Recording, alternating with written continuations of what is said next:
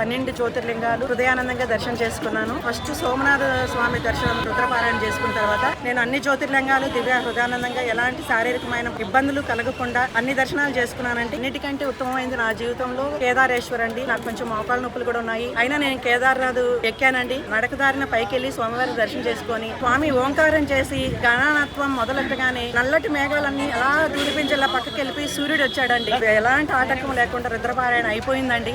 అయిపోయిన తర్వాత హారతి అయిందో లేదో స్నోఫాల్ అయిందండి. విపరీతమైనటువంటి మంచు పడిపోయింది. నిజంగా అంత స్నోఫాల్ లో కూడా స్వామి పారాయణ అయ్యేంత వరకు స్వామి నిజంగా కళాతీతుడని, ప్రకృతిని స్వామి నిర్దేశిస్తాడనేటువంటి ఇది ప్రత్యక్షంగా నేను చూశానండి. అది నా గొప్ప అనుభవం. నా జీవితంలో నేను మర్చిపోనటువంటి అనుభవం. అక్కడ పారాయణ చేసుకొని మళ్ళీ ఇంటికి క్షేమంగా చేరుకున్నాము. ఈ 12వ మాత్రం నాకు మిస్ చేయకండి స్వామి అంటే. నా కోసమే మార్చి 1వ తారీఖు పోస్ట్ పోన్ చేశారేమో అనుకున్నారంటే నా జన్మ ధన్యమైందండి.